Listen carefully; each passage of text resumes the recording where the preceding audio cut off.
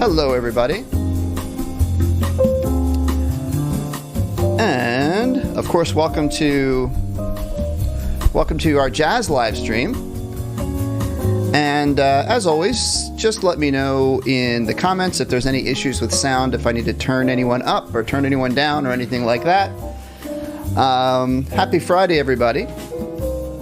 It is a lot warmer here today in the northeastern United States, the Philadelphia area. It's a lot warmer today. I think we're getting up to, 80 some degrees. It's very strange to all of a sudden be in, it's been a little springy, but now to all of a sudden have almost summer-like weather. It's been very, very interesting today. So welcome to folks who might be new. Folks, I see a lot of familiar. The usual suspects are here, and some new people. So as always, we will, if you're new to the live stream, I'd like you to check in and say hello, and also let us know what instrument you play. That's always good to know. Today we're going to be talking about jazz standards. And what I was playing at the beginning was a little bit of the jazz standard we're going to talk about today, but we're going to get to that. First, someone's Jigsbeat says it's a little glitchy, so sorry if it's glitchy. I was getting like an error message and on my YouTube, but hopefully it's going to all work out. I don't know. Sometimes it's glitchy, sometimes it's not. Maybe it's a busy internet time of day. I don't know. So, hello there, Dennis. Hey, how you doing, Steve? Good. Nice to have you here again. And good to be. Yeah. So Dennis is here, folks, and he'll be watching the chat for if there's any shout outs you'd like us to do for your school, or if you're new, we'll try to get you a shout out. And if you have questions, we take our theme today is jazz. So let's get some jazz related questions. Okay. And let's jump right into what we're going to do today. I hope you guys have your instruments. We're going to play some jazz standards. So what is a jazz standard? Well, a jazz standard, the term jazz standard means basically a jazz song, a piece of music that over the years has become very popular with jazz musicians. And it basically, a standard just means something that's played a lot and is learned. It's sort of the it's just the songs that everybody, if you're going to become a serious or a professional jazz musician, it's the songs that everybody should know. So as always, when we're getting ready to play our music today, you're going to go to drselfridge.com, drselfridgemusic.com and /livestreamjazz. This is where we are. /livestreamjazz. Okay. And today, as you can see, today's jazz standard we're going to talk about is called Blue Bossa. And you may have heard this song. The tune was written by a trumpet player named Kenny Dorham, who was an amazing jazz trumpet player. So if you don't know who Kenny Dorham is, let's look at a little picture here. I have some pictures. This is Kenny Dorham. You guys should do a little research and check him out, listen to his music. Kenny Dorham was a trumpet player, a really amazing trumpet player. And he wrote, this is probably easily his most famous song. He wrote a couple of standards that are very commonly played. So let's take a look here back at the website. And as you can see, it's Blue Bossa is the standard, right? But then there's this song here called The Walrus, and you're like, well, what's that all about? Well, what I like to do is, we'll take a standard tune, and we'll take the chord progression for that tune, but I'll write a new melody to it. So what you should do is you should use my play-along tracks to practice the chord progression, to practice your soloing, but you can play my melody that I wrote, or you should really learn the actual Blue Bossa melody. So let me play that for you. This is the actual song, Blue Bossa. All right? And so it goes, I'll play it without any background. I'll just play it for you.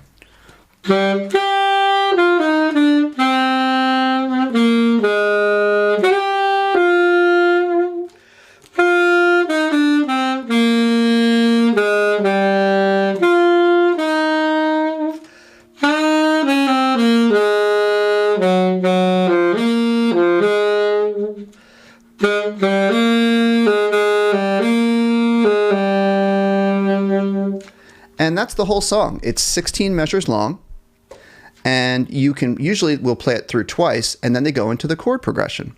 All right, so let's check in to our chat here, and then we're going to play some of this. Say hello to some people here. Let's see. Here we go. Dennis, are you watching for any? I think I saw one shout out. Yeah, there is, but it's I believe he's a new person, Robert Buxton. Okay. Says, I'm an old coot, Mr. Selfridge. Can you teach old dogs new tricks? That's what we try to do. We teach people of all ages.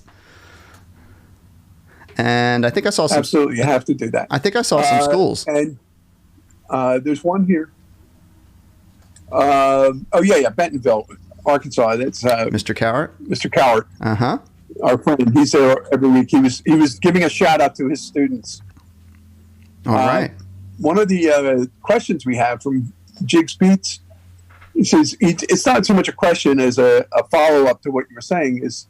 He says, jazz standards are musical compositions that are an important part of the musical repertoire of jazz musicians in that they are widely known. Yeah. I thought that was really well said. So Absolutely. Very well said. More concise than what I said. So, and Sarah Picciato is asking, what level is this class for?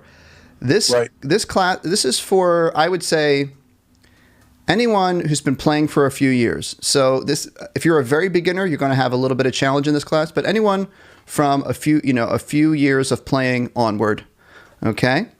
Okay. So someone's asking for the link to this. So I'm going to put the link to the link that we're going to do today. I'm going to put right in the chat right now, and then let's get our instruments and let's play. Here we go. There it is in the chat. Let's take a look now at the sheet music for this tune.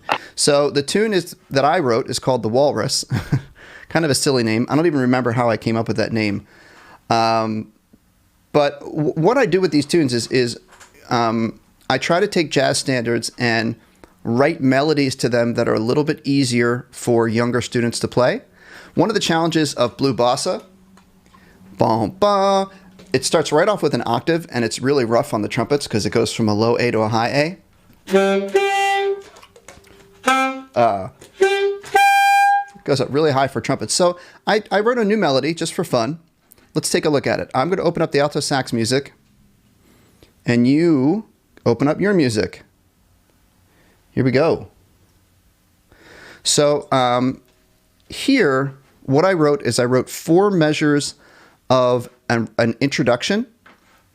But on my play-along track here, I just realized I didn't put an introduction. So when I put on the play-along track, we're going to start right here at your first pickup note, right at the end of the first line. Let's practice it with no background music. So I'm going to count these 3 slashes. I'm going to go 1, 2, 3. Da, da, da, da, da. Da, da, da, da, da. Let's do that first line, and let's stop right here. So beginning this note, and let's do the first line. Here we go. 1, 2, 1, 2, 3.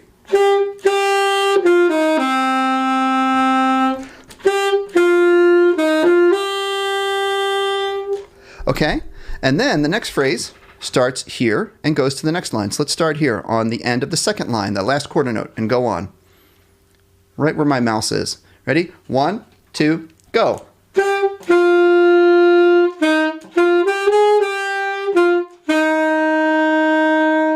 Now notice every time we have these quarter notes, pickups, I have this marking on it, that marcato. I want you to accent it and play it a little bit short.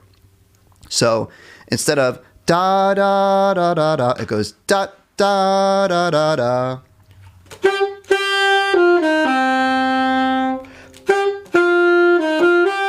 So why don't we try it from the beginning and do those marcato with me, okay? Jigs Beats. Why do we have treble and bass clefs in the beginning of the music? It could be a mistake. I wrote this out pretty quick. Jigs Beats, what part are you looking at? I don't know.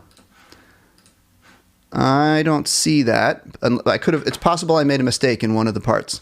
All right. Let's try it from this first note and do the short notes, just like I did. Ready? 1, 2, 1, 2, 3.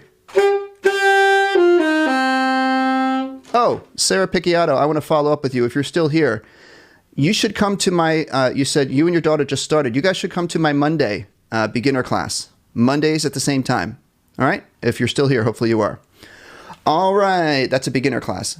Here we go. 1, 2, 1, 2, go.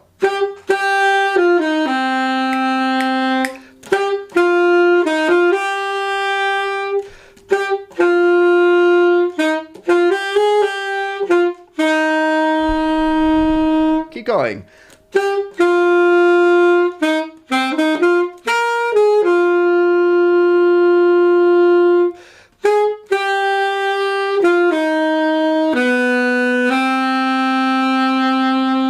And then there's a note here, and we repeat back to, oh, okay. My repeat sign should go back to here at measure 5.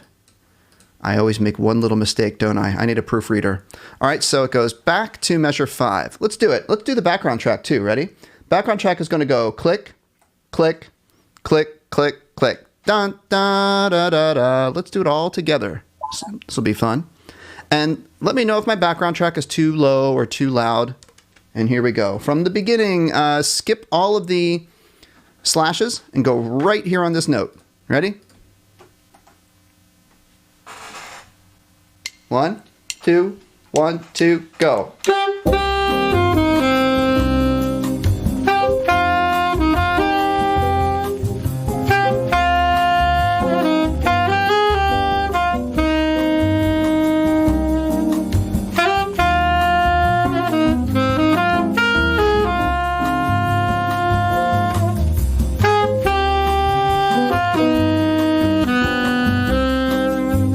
Back to measure 5.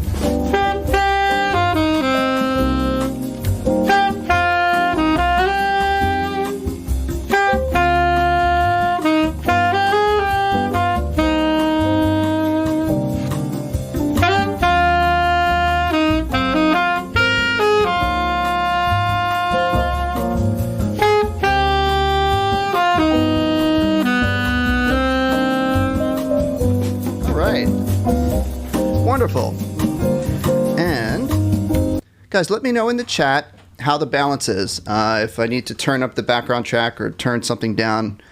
All right. And actually, we're going to go over some of the jazz improv that we would do on this. All right. But while I'm getting ready for that, Dennis, is there anything we need to bring up in the chat? DeWitt High School checked in. DeWitt High School.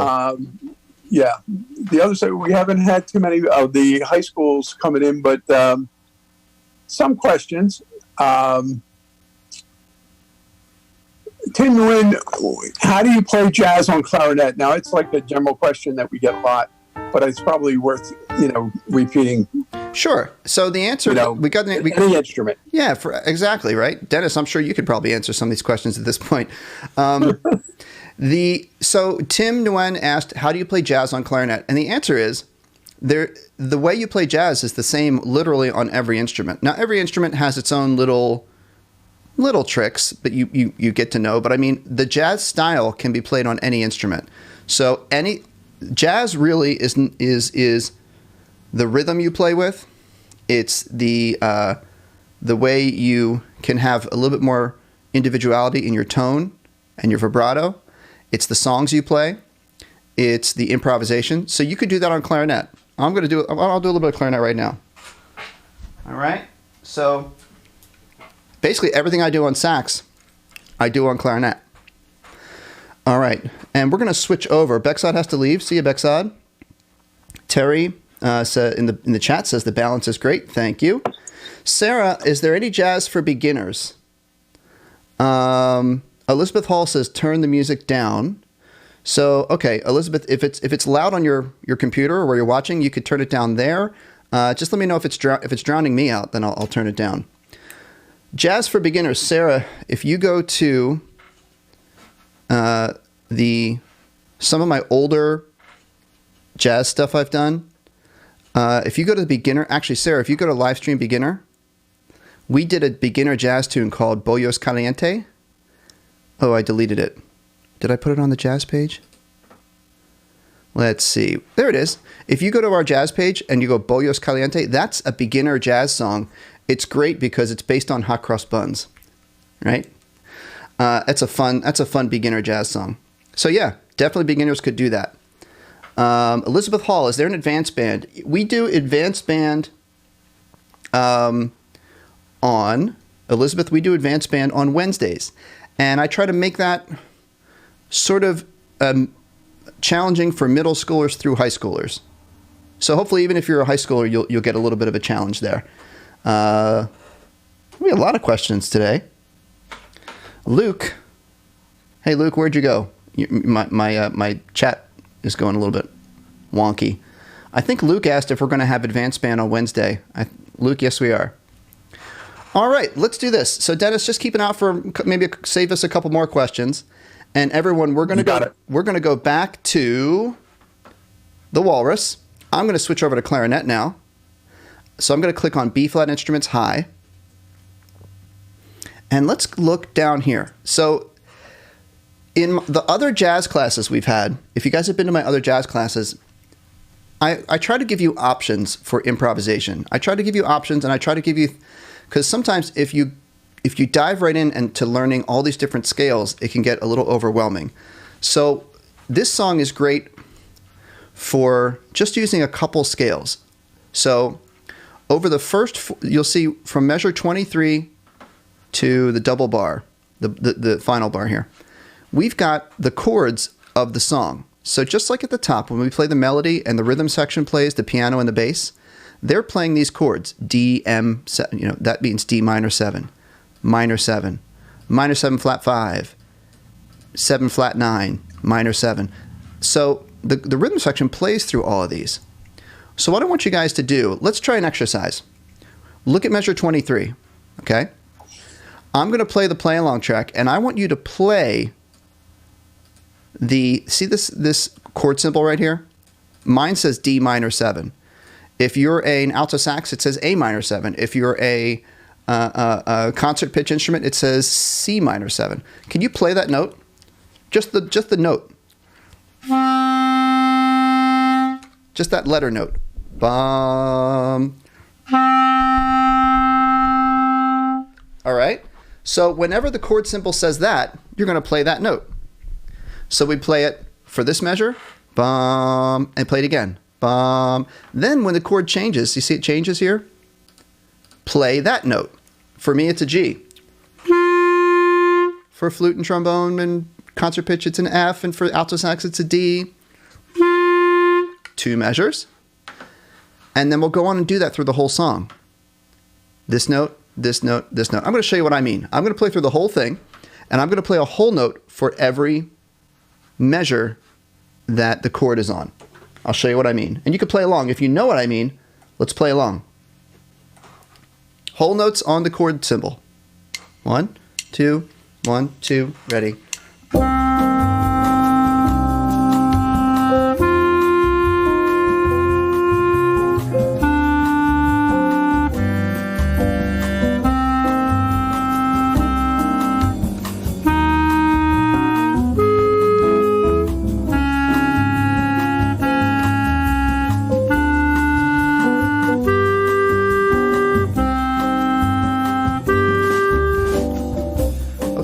So what I did was we played a whole note on every measure, depending on what chord we had. So that gives you the sound of what the rhythm section is doing. That helps you hear the chords as they go by. Okay? Now, for improv, I gave you, for the first 4 measures, I gave you this scale, minor pentatonic. Let's play it together.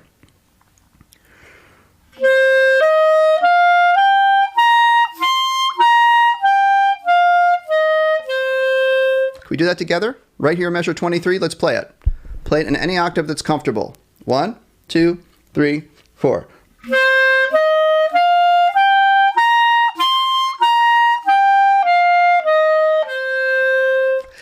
And what that means is, for these 4 measures, you can freely use this scale, the minor pentatonic, to make up your improvisation. So I might play something like...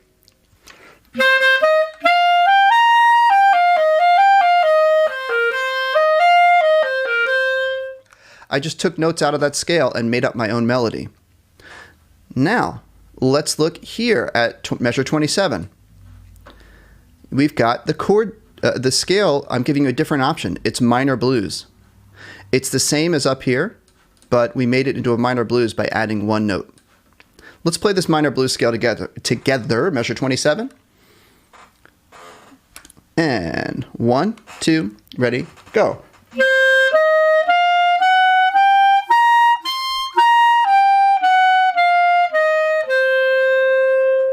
So it's like the same scale, just 1 added note. If you've been to our previous classes, we've done all these scales. Now, over these 4 bars, what I've done is given you a minor pentatonic that isn't exactly in the key of these chords, but the notes, it's a little trick we're using. The notes in this minor pentatonic will sound good over these chord symbols. So I'm just giving you sort of a little shortcut trick to help you. So over these 4 bars, we're going to play this minor pentatonic, measure 31. Let's try it. 1, 2, play the scale.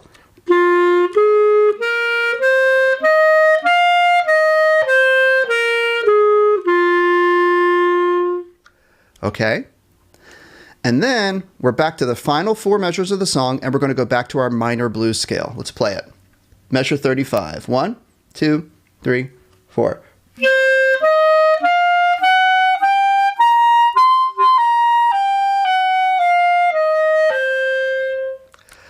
Okay, so here's what we're going to do. I'm going to demonstrate how I would play a solo on my clarinet using these chords as they change, and I'll call out the chords. I'm going to use a tempo here. Let's see. I'm going to put on my metronome.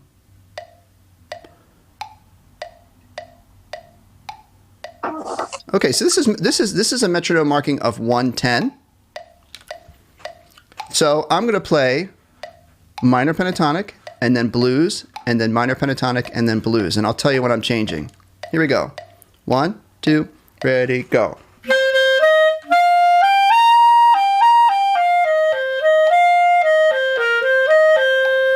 Next 4, blues.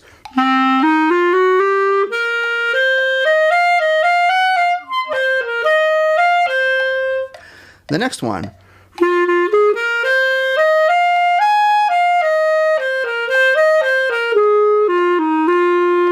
Last line.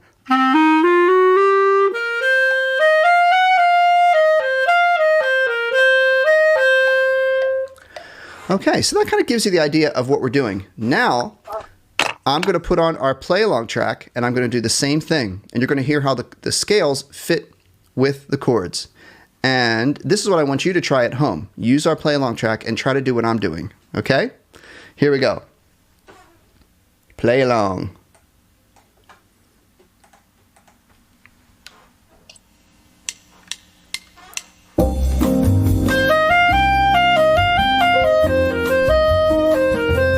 Switching.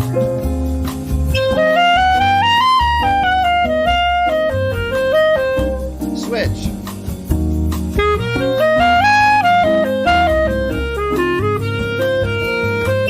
Switch.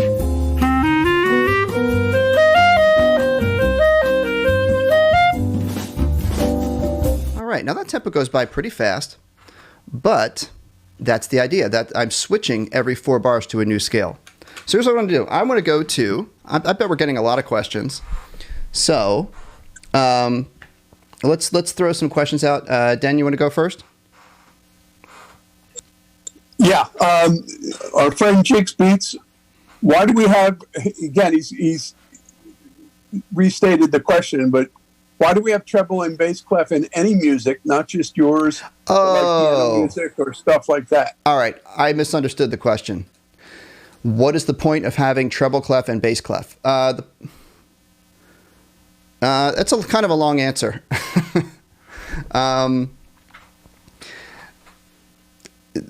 The instruments. So when they first started writing music,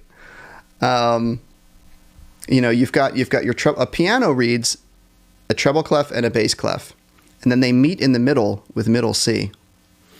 And it's just the way music has developed over the years. And then the lower instruments would read, just like the lower instruments play the notes of the lower hand, the left hand of the piano. So they read the bass clef for the most part. Barry Sachs reads a transposed treble clef. And then all the instruments that play in the range of the right hand of the piano mostly play treble clef. So it's a little confusing, but that's the answer. I'll take one quick one here. Oh, I see, Dennis. Okay. Liz, is a G sharp the same as a flat? No. Sharp means to take. So sharp means to bump the note up a half step. Flat means to bump the note down a half step. Here's a G. That's not a G. Hold on.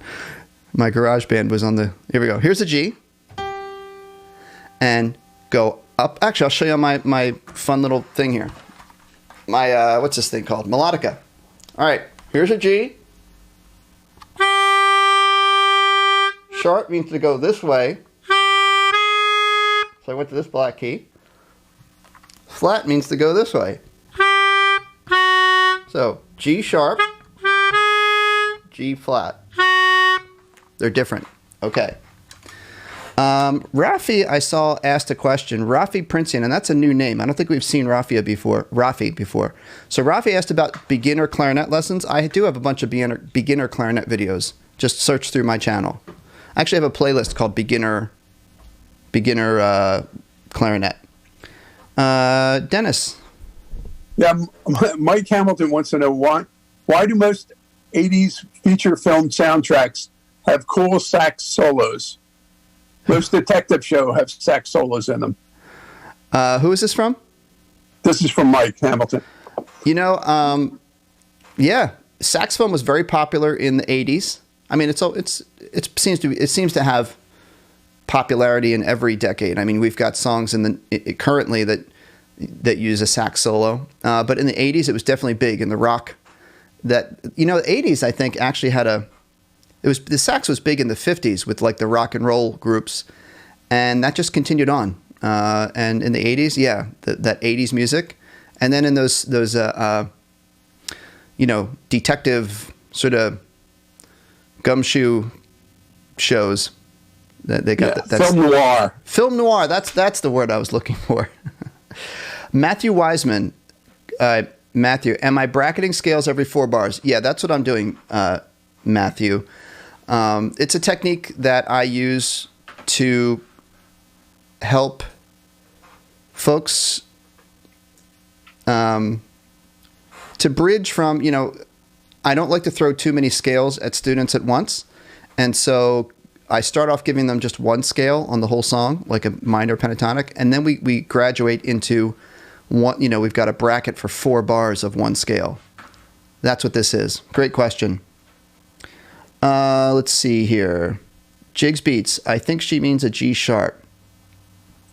She has it came up. Says, no, that's not what I meant. I just wanted to know if the note G sharp is the same as the note A flat. Yes, it is. Yes, it is. I thought you said is A sharp the same as A flat, but maybe you just had a little typo there, or maybe I read it wrong. Okay. Harry Potter fan, thank you for answering that. Anything else coming up, Dennis? No. Okay. All right. So let's play another tune, guys.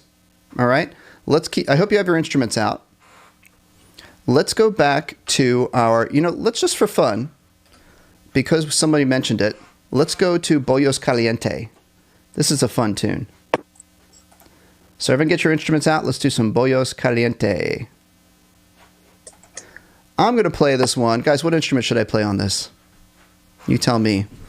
First, I'm going to play it on my melodica. and then I'll play a different instrument. Whichever you guys want me to play, I'll play a different instrument if I have it.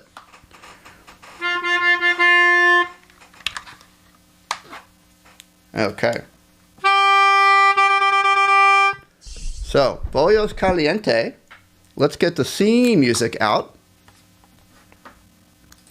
Here we go. I'm gonna read this music. C music and C instruments low. Guys, get your music ready. And I'm gonna play. You can play the melody with me. I'm gonna play it on melodica. And I think for this one, do we have a 4-bar intro? I'm not sure. I think we do. This is the 4-bar intro.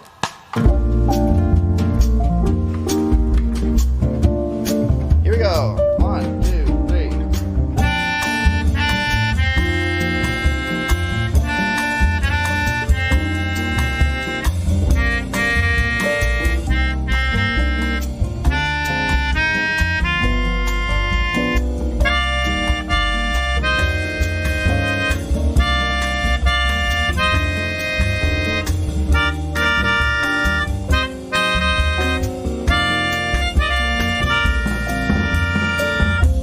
Nice.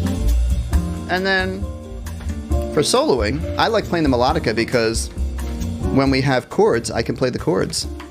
All right. I have Mike Hamilton says Barry sax, trumpet, Barry sax, trombone, bass clarinet. All right. So I want to show you guys for improv. Let's do a little call and response on our major pentatonic scale. I'm going to switch to trumpet. We had a trumpet request. Ooh.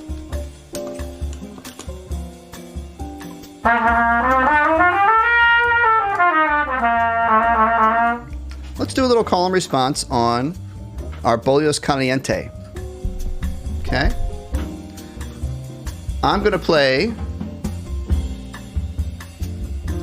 our solo ideas, and you play it back. And then I'm going to make up something new, and you can try to copy what I play, or you can make up something new. Here we go. Starting at measure 27. I'll play, then you play. You ready? Get your instruments ready. 1, 2, 3. Da da da da da. My turn.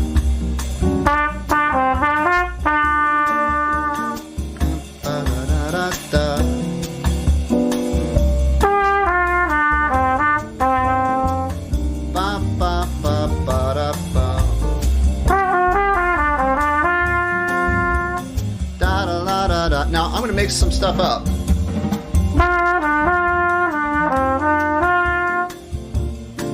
You can echo or make up your own.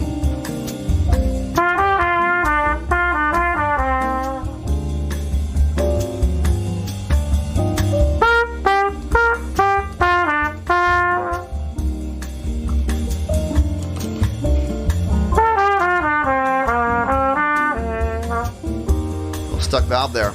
Okay. All right, so now I'm going to switch over to an instrument that we had a request for. I'm going to switch over to, oh geez, I'm going to get the old Barry sax out. You guys ready for this? And keep those questions coming. Jigs Beats. How does someone play 2 notes at a time? You can't play 2 notes at a time unless you play this or some other chordal instrument. That means you would split it with someone else in the group you would just split it up amongst 2 people. Okay, so let me grab my Barry sax, you guys. Let me see if I can reach my Barry sax. Ugh. Here we go. Dennis, I'll get my Barry sax ready for a little Bollos Caliente. Anything I can answer? No, you just answered the question that we had in there about playing the 2 notes, etc. Okay. No. All right. Let's do a little improv call and response on Bollos Caliente. And I want you guys to play along with me. I want you to echo me. Again, the scale is the major pentatonic. There goes that octave key again. The major pentatonic is written on your music right here.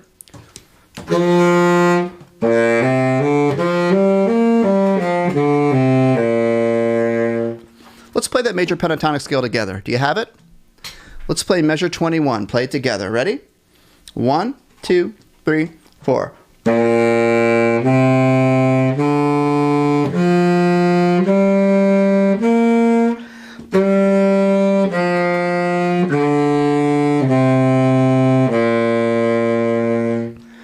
All right, I'm going to show you a little bit of improv on that, and then I'll ask you to do some trading with me. Here we go. This is me improvising.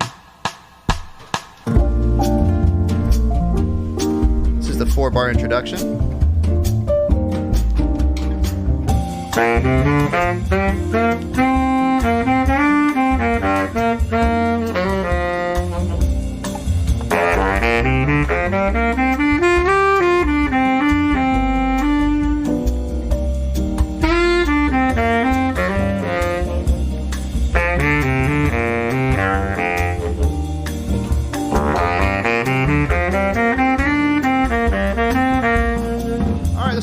Response. My turn. I will play 4 measures, and you play 4 measures, okay? Here we go. Here's my 4.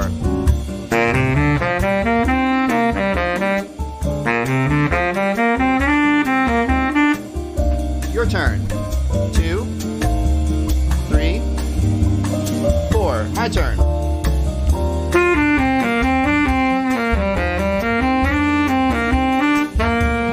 Your turn. 1, 2, 3, 4. My turn.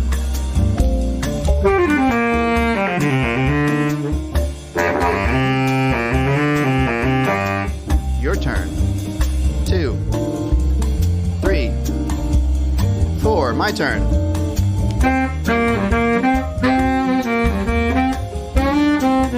Let's play the melody, everybody. Ready?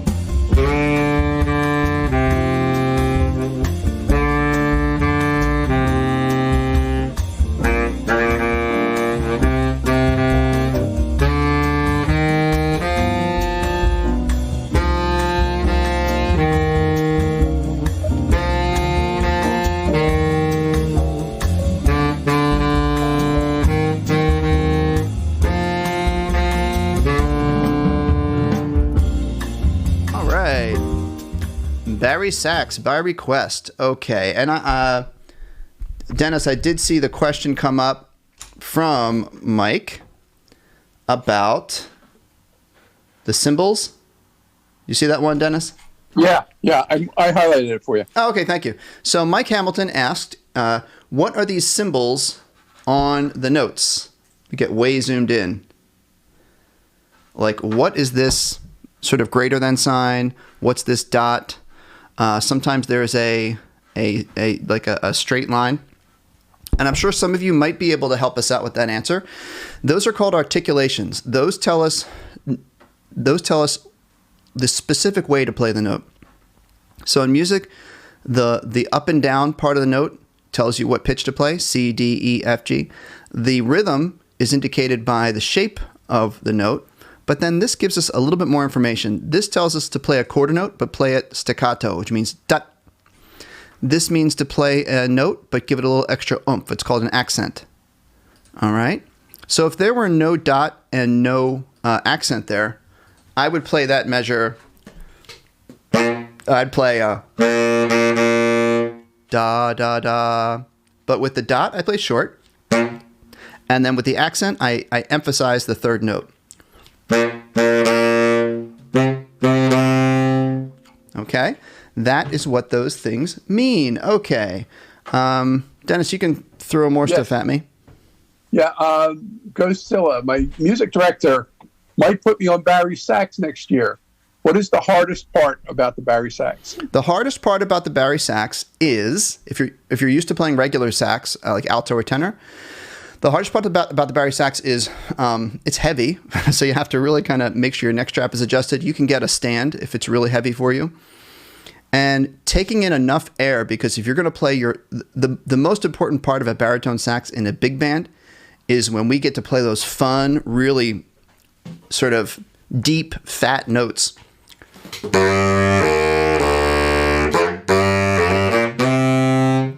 Right? So you really got to do your embouchure of an O shape, O, and not squish like an M, to let the reed vibrate and really let your air flow. So as you go lower on the bari sax, you have to slightly let your embouchure open a little bit to let the air flow and to let the reed vibrate.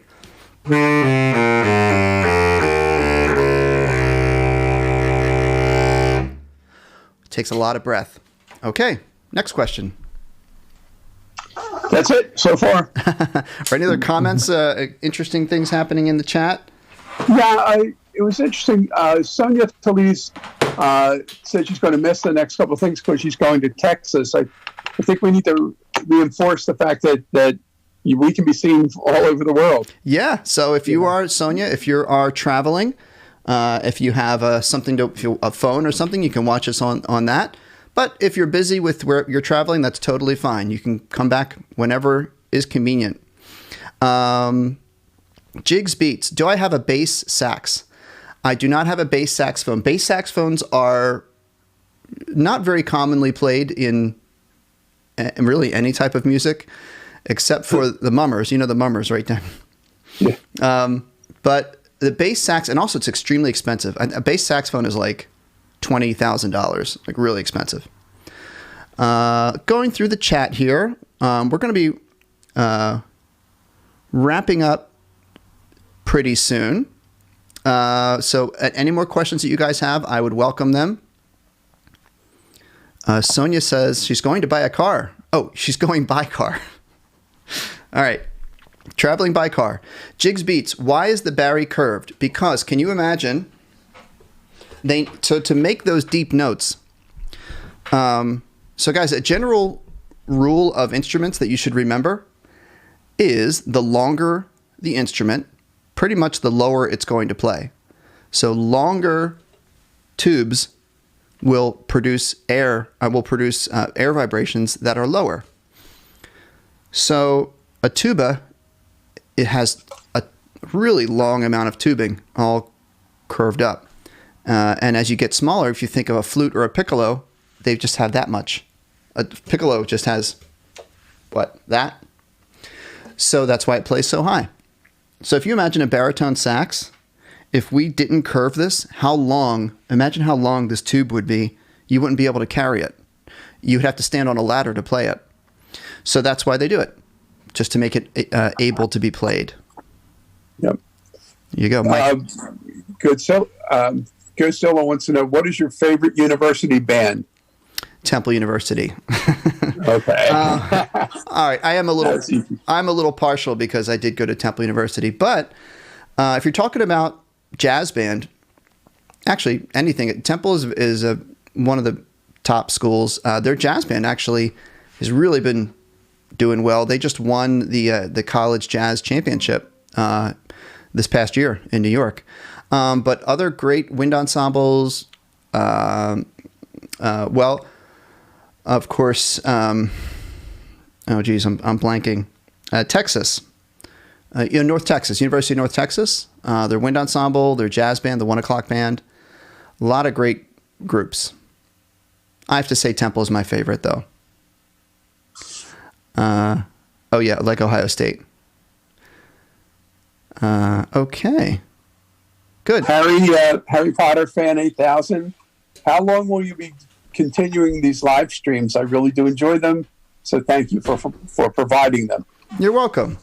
I'll be doing some sort of live streaming for, forever. I don't, when we're back in school full time, I don't think I'll be doing 4 a week like I'm doing now, but I'll definitely keep doing at least 1 or 2. Okay. Calvin, where does Calvin go? I just lost that question. It was a good question. Oh, what are your thoughts on the standard Jazz Police. I wanted to program it for my middle school. Well, Jazz Police, I think that's, what's his name? Gordon Goodwin? Is that who that is? I would have to look at it to see how hard it is. If it's the original Gordon Goodwin arrangement, he writes really, really hard stuff. But depends on how good your middle school band is, and if it's a sort of adapted middle school arrangement, it might be doable. I'd have to look at it, is the short answer, Calvin. But Gordon Goodwin writes really great stuff. I assume it's Gordon Goodwin. I think it is. Bo Young. The minus sign is a tenuto. You're right. Italian, to hold. Thank you. So the minus sign with there you go. Bo Young. You're on it. Bo Young Ma. Great answer. Oh, Jigs Beats is asking me for bass clarinet. Okay. Let me get my bass clarinet. While I'm getting that, if there's anything else, Dennis, I know we don't have a ton of stuff going on. Here's my bass clarinet.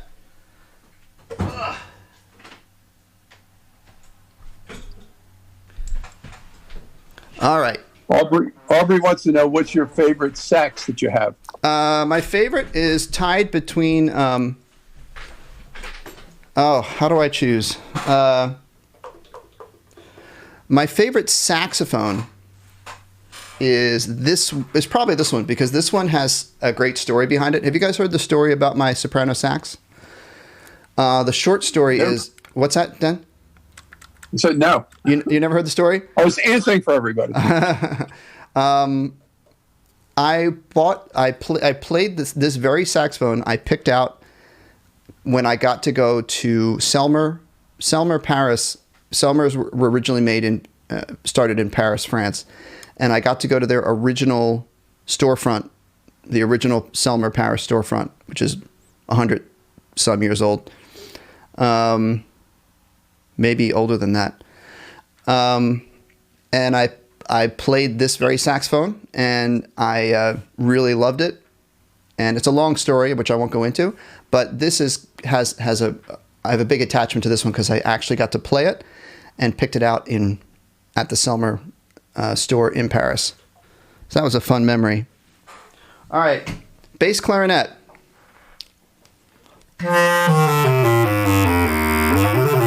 Mike Hamilton, thank you for helping out, answering questions in the chat. I appreciate it. What do you guys want me to play on bass clarinet? Should I do bass clarinet jazz? Bass clarinet jazz. Let's see. Let's do... here's a song we haven't done in a little while. Because it's hot today, I'm going to play Feeling Like Summer on bass clarinet.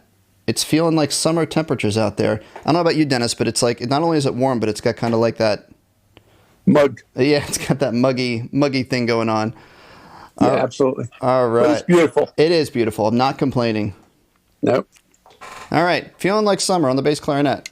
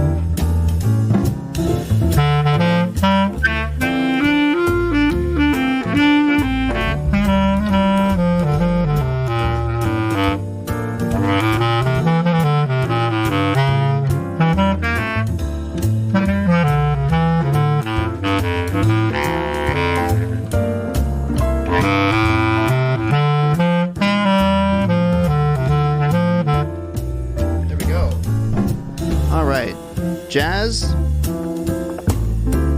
on the bass clarinet. So, folks, thank you so much. Tim asked if I could play, or Tin asked if I could play the trombone. Tin, how about next time? Because we're wrapping up. I know you're a great, loyal viewer, so I will play that for you maybe next class if you request it again. So thanks so much, everybody. What I want to encourage you to do is thank you for being here for our jazz class. Go ahead to the jazz page, right, and practice playing this melody, this walrus melody. Pick out your instrument and use our play along track right here. When you do it, try to follow along with these 4 bars. You play this scale, and then you switch another 4 bars. It's tricky when you have to keep track of the bars going by. You can get lost. Just enjoy doing that, everybody. I hope you enjoy it.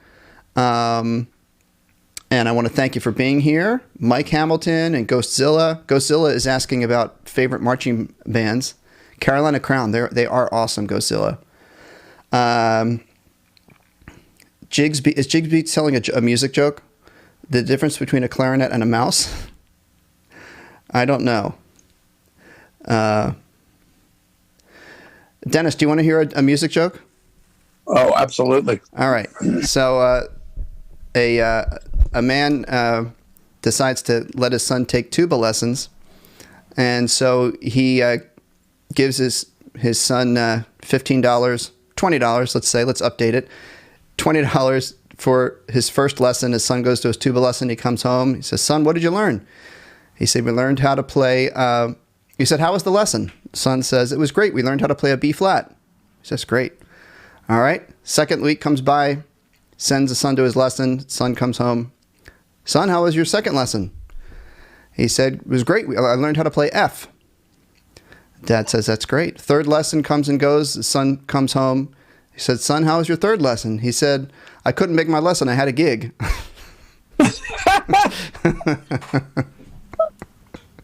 That's good. Yeah, you kind of have to know.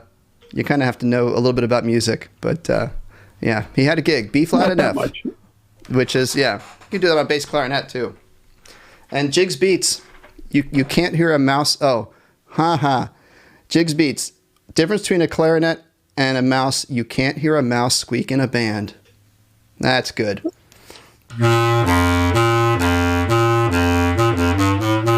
Well, thank you very much for being here. Let's say thank you to Dennis and Terry in the chat for helping us out with our chat room. And Dennis, thanks very much yet again. Yes. You forgot Joe. Did I say, what did I say? I said Dennis and Terry. You said Dennis and Terry. Oh, I forgot Joe. Okay, yeah, I misspoke. Joe in the chat. Thank you very much. And guys, our Sunday class will be just hanging out, asking me questions. I welcome you back. And I hope everybody, I'm going to get my screen ready here. I hope everybody has a great week. Of course, we're going to continue on. Let your friends know to join us for our next class. All right. I will see you guys in a few days. Take care.